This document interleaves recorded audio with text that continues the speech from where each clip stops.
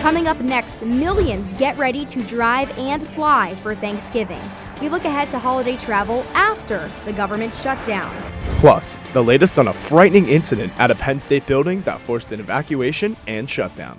And a staple of U.S. currency since 1793 is going away. The Center County Report starts now.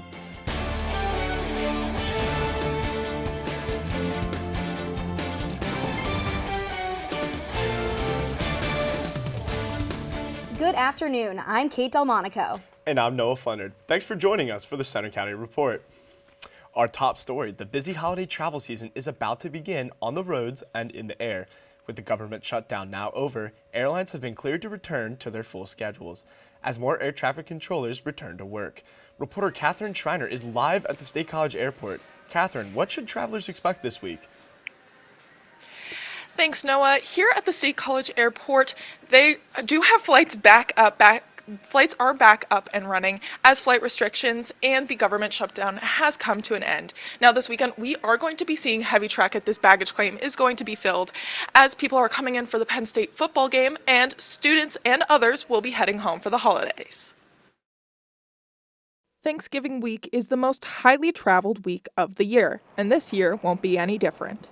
The longest government shutdown in U.S. history is finally over, and the FAA has lifted all flight restrictions, allowing airlines to resume their full regular schedules this week.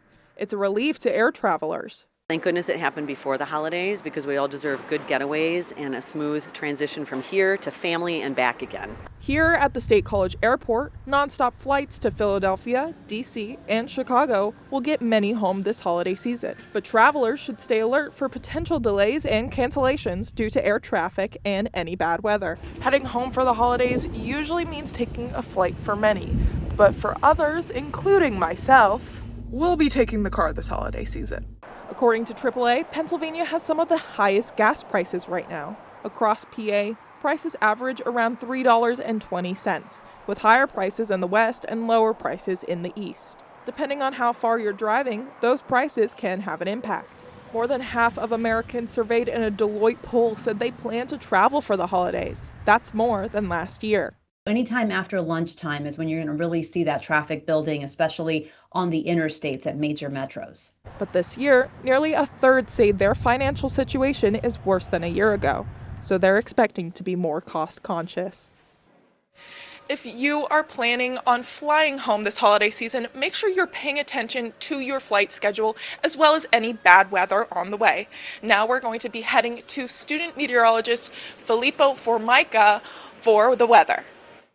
Thanks, Catherine. As you said, 81.8 million expected travelers, according to AAA estimates. 73.28 million of those expected to drive. This is the busiest travel week of the year, and that means the weather is going to play a massive role. Messy travel is expected in the central United States, especially if you're driving. Here in PA, rain showers possible on Thanksgiving Day, and then cold and windy for your Black Friday, and some snow showers possible as the potential for a Arctic blast looms large. Here is your Thanksgiving travel forecast. Warm and rainy across the central United States, some snow showers on the back end of a low pressure system, and very unsettled across the northwestern United States as that cold blast comes in. And your Thanksgiving forecast, 45 degrees with rain showers on your Thanksgiving Thursday. As we go into Black Friday, much colder, 33 degrees our high temperature. That's about 15 degrees below average with some snow showers. Kate, back to you. Thanks, Filippo. A Penn State building is expected to be shut down at least for the rest of the semester and maybe longer after a structural crack developed last week. The incident at the Susan Welch Liberal Arts Building at University Park caused an evacuation, and now engineers are working to figure out the cause and how to fix it. Firefighters said part of a floor dropped about 2 inches and a crack opened on a wall. Classes have been moved to other locations. We asked Penn State for an update, and a spokesperson would only refer us to a previous statement. One student who was in the building when it happened says she wants the university to provide more information. Obviously, Penn State communicated they were like, situation happening at Susan B. Welch Building, but like sometimes I wish that we got more information directly. Penn State's last update was on Thursday, saying engineers and outside experts would examine the building. It also published a list of affected classes and alternate arrangements. The reconstruction of a local church is almost finished a year after an arson fire heavily damaged it. An arsonist set fire to Woody Crest United Methodist Church along with the Old Fillmore Methodist Church, both in Patton Township. The ATF has begun investigating, but no suspects were ever caught.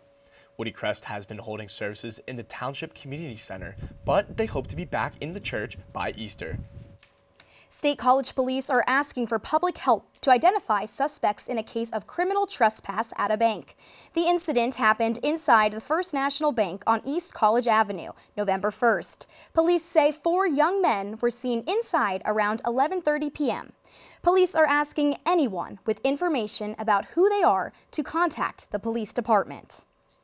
And a woman in Center County is accused of stealing over $1 million. Authorities say Carrie Roan stole the money from her employer, Nittany Learning Services, in Spring Township. The company reported the incident back in September after noticing accounting shortfalls. Roan faces felony counts of theft, receiving stolen property, and other charges. A hearing is set for December 10th. Ferguson Township has named a longtime State College police veteran as its new police chief. Matthew Wilson has been the borough's assistant chief since 2017 and with the department for 29 years. He is also a Penn State grad. Wilson will start his new job in Ferguson Township in January. Downtown State College is getting ready to kick off the holiday season in a big way later this week. The annual Light Up Night returns on Thursday from 5 to 8 p.m. on Fraser Street and Allen Street. The event features live entertainment, holiday shopping, and a visit from Santa, who will help light the community tree at 7 p.m. Organizers are also collecting donations for Toys for Tots and the YMCA backpack program. The Discovery Space and Rivet Market Space in State College hosted its 6th annual winter market this past weekend, bringing together dozens of local makers and community members. Hannah George has the story.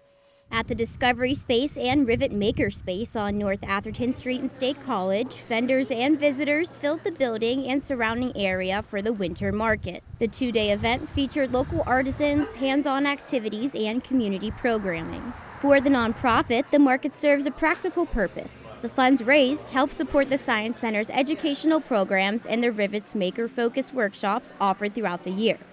The Discovery Space and the Rivet have been hosting this event for 6 years now. It is a big fundraiser for the nonprofit and also brings fun to the community. With the money that we are raising here today and yesterday, we're able to support the programs that we do in our community, including the rural areas and the field trips that we have here as well. This year's market included more than a dozen local makers selling ceramics, jewelry, textiles, woodcraft, and other handmade items. Visitors could also participate in demonstrations inside the Rivet's workshop space. The event also gives people a chance to see what both organizations offer on a daily basis. Outside and inside we have our vendors, and many of them have made their things here at the Rivet. So it's a great way for us to showcase our artisans as well as the amazing things that they create here with our tools and with our instructors. Admission was free, and all proceeds collected through vendor participation and optional contributions go directly towards supporting the organization's operations and programming. In State College, I'm Hannah George for the Center County Report. You can learn more about Discovery Space and the Rivet's programs and events on their website. The weather is a bit of a roller coaster this week. We check the 7-day forecast coming up. And a surprise night game is next for Penn State football. We'll have more in sports. Also coming up, an iconic coin for over 2 centuries is going away.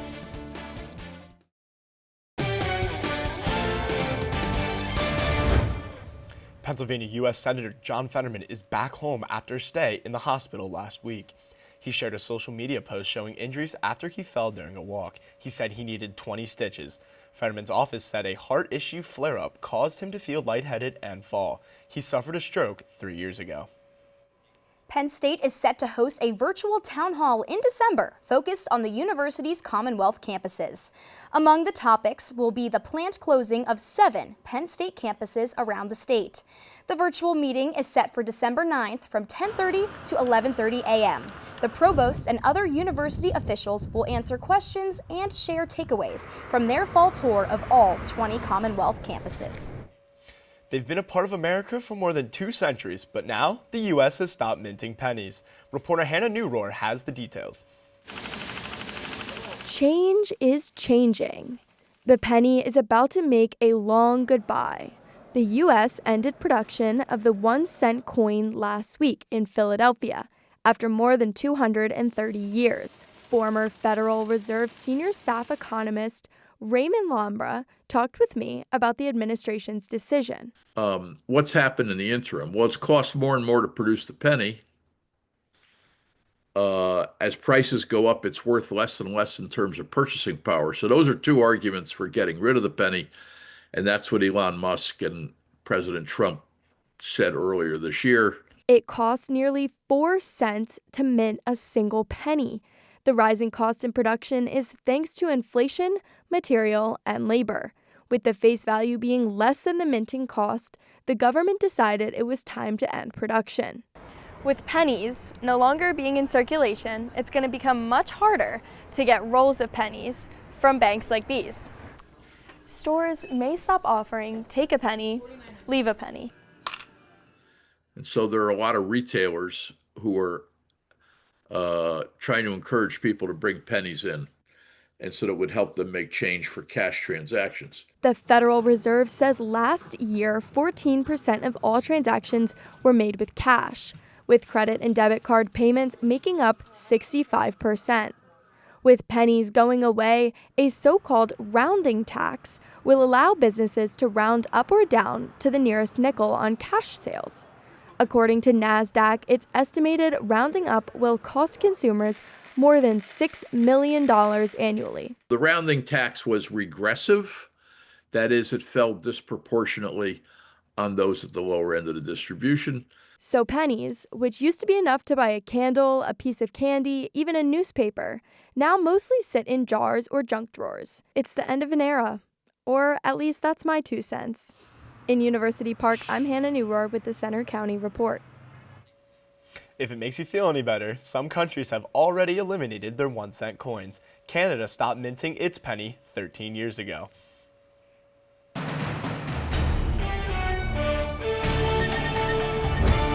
And unlike the penny, this cold is not going anywhere. Right now on our radar and satellite, we're showing a band of precipitation moving through central Pennsylvania, but not all of this is actually reaching the ground. This is something that we call virga, and that's happening right now over State College. Some of these heavier bands are actually hitting the ground, and we see some isolated snow and rain showers throughout the Commonwealth. That's due to this low pressure system moving through the Ohio River Valley right now, and that's going to be our main storm system that we'll be tracking overnight tonight. So our temperatures across central Pennsylvania right now, 39 here in State College, 44 in Harrisburg and Williamsport. Our high point right now, 48 in Philadelphia, 35 in Bradford. Those are the areas most likely to see some accumulation if that snow is hitting the ground. Our average high temperature for this time of the year is 47. We're expecting a high of 41. Our average low and our forecasted low, both at 33 degrees. So let's time out these showers as you go throughout the rest of your day today. Very isolated in nature, but as we go throughout this evening and into the early part of Wednesday, we start to see some heavier rain move in, especially south of I-80. But as we go into the very early morning hours of Wednesday, right around that low temperature point, we could see a change over to snow. So some slippery conditions as you're getting out there for the very early part of your morning commute. As we go throughout our Wednesday, the clouds will start to decrease before another round of clouds moves in for Thursday. Speaking of Thursday, it's one of our few gray days as we go throughout the end of this week, in addition to Friday, where we have a storm system to our north, a warm front to our south, and we're stuck right in between. And as we go throughout our Saturday, just in time for the Penn State football game, we'll see those clouds start to clear out. So for today, our high of 41 with that isolated rain shower possible here in State College, a westerly wind at 5 miles per hour. As we step into tonight, we'll start out as rain, but we could see some flakes on the very back end. A low of 33 degrees, our winds remaining calm. As we step into tomorrow, it is going to be a primarily gray day, but in the afternoon we could see some peaks of sunshine with a high of 44 and our winds remaining calm. As we go throughout our 7-day forecast, a few gray days Thursday and Friday, maybe a sprinkle possible on Friday, and our highest point of the week, 51 on Monday. But as we go throughout the weekend, we'll see the sun start to increase just in time for the last home Penn State football game. Yeah, I'm definitely going to need that sun on Saturday. With all this cold and stuff and all this mixed rain, just give me the snow if it's going to be this cold. Central PA winters. Yeah, I have to say, no amount of weather is going to keep me out of Beaver Stadium. I plan to be there the whole entire time and just soak in every last moment of, our last game as students here at Penn State. So as always, thank you, Filippo. Now let's toss it over to Gigi to see what's coming up next in sports. Thanks, guys. There's big news today about former Penn State coach James Franklin. We'll tell you the latest on his new job. And a big breakthrough for the Nittany Lions under their interim coach. That story plus his emotional comments next.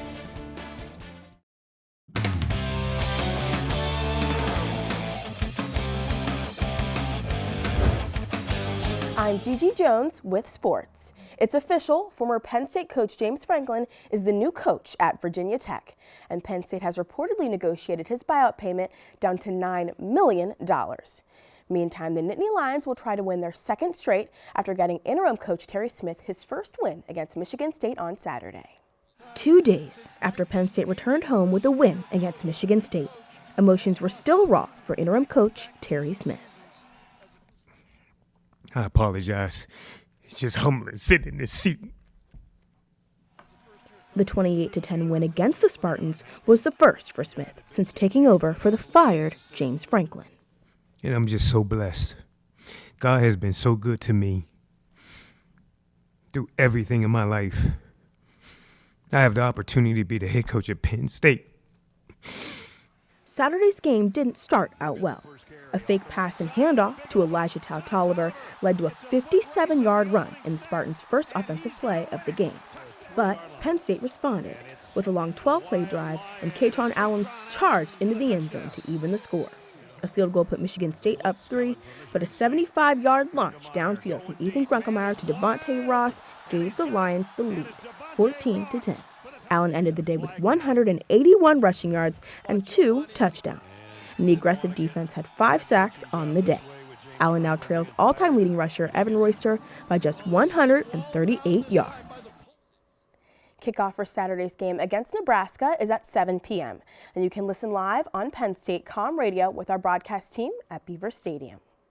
Now to high school football playoffs. State College High is moving on after a win, and Bishop Guilfoyle faced Juniata Valley for the fight for the District 1A championship. After the Whistle reporter Emily Supley has more on that game. This was Bishop Guilfoyle's second consecutive 1A district championship win. I thought I played good. I think defense, I played really good. I just knew what they were running just from watching a lot of film. And offensive-wise, when I got the chance, I tried to do the best I could. Our team played amazing. I think every week we've improved in the district, and I think we're going to keep on improving, and I think today we just played amazing, lights out. Last year, Bishop Guilfoyle went on to win the state championship. This year, they look to keep that same momentum. Coach Justin Wheeler says the team may have been overlooked. I'm not even sure people picked us to win the district title this year because we lost so many really great players that are in college right now. So I think they wanted to leave their mark. So picture this. It was halftime here. And remember, this was a district championship game, and Bishop Guilfoyle went up 49-0, which meant that there was a running clock in the second half. The entire game only took about 2 hours. This season was quarterback Justin Wheeler's first time starting under his father, Coach Justin Wheeler. For a dad, it's everything you've ever wanted. And being a football guy, just dream someday your son would be playing football, and he happens to be the quarterback. So I think he did a great job, and I'm really proud of him. The young signal caller led his team to a victory, accounting for 4 of the 9 touchdowns tonight. It's a great feeling. He's always there supporting me, helps me in all these ways. It's just a great feeling, You're going to do something with your dad. It's just great. Reporting for After the Whistle, I'm Emily Supley. You can see highlights and post-game reaction from the top high school playoff games this Friday on our sports show, After the Whistle. That's live at 11:30 p.m. on our YouTube channel, Penn State Student Media. Penn State women's soccer is moving on to play Virginia on the road in the NCAA tournament. That's after the Nittany Lions shut out Army 3-0 at Jeffrey Field over the weekend. The team booked its second most shots on goal for the season with 21. This is the 17th year in a row that Penn State has advanced past round 1 of the tournament. They play number 7 Virginia on Thursday. Both Penn State hockey teams are on the road this weekend. This week, the men's team will play at Minnesota Friday and Saturday. The Nittany Lions split a tough series at Pagula against number 2 ranked Michigan over the weekend. The Lions lost big, 7-1 on Friday, but they redeemed themselves the following night. With a 4-2 win, Nick Fascia scored the first goal with the team to help to secure that win. On the women's side, after a dominant series against Syracuse, Penn State will travel to Rochester this week, trying to keep its undefeated season going. On Saturday, the Orange scored early, but Penn State responded with 4 goals in the first, 2 of them by Caitlin Roberts. The pressure didn't stop as the Nittany Lions continued to find the back of the net, including 2 back-to-back goals by Maddie Christian. The horns were blaring at Pagula as the Lions secured an 11-2 win. The women's team is now 14-0, and that's all I have for sports, but I heard around the Mulberry Bush that you guys are also going to be in town this weekend, so what are your game day plans? Yeah, definitely enjoying my last regular season tailgate. Definitely it's going to be really sad. Yeah. Really teary-eyed as I grew up watching Penn State football. Be a full circle moment. Kate, what about you? What are your plans? Yeah, for the I game? have some friends coming into town for this game day weekend, so very excited. Gonna give them the full Penn State experience and looking forward to a good day of football at Beaver Stadium. Would love, Penn State win to round out senior year, but I'm definitely very excited. I'm looking forward to seeing you there as well. Oh yeah, if you guys look down on the sidelines, you might see me with some curly hair out down there. Well, thank you, Gigi. Coming up next, a State College holiday tradition returns to downtown this week, and it won't cost you anything. It's a holiday tradition in downtown State College. Free parking. The borough has announced no charge parking at meters after 5 p.m. from November 24th till December 21st. Then, there is unlimited parking in garages and at downtown meters from December 22nd through January 4th. And free bus tokens from November 24th through Christmas Eve. The tokens can be picked up in the Downtown Improvement District office. That's all for today's newscast. We hope you'll join us Friday for our next local news update. But you can follow us anytime for breaking news on our Center County Report X, and you can see our stories on our Facebook page, Instagram, YouTube, and our website. Have a good afternoon.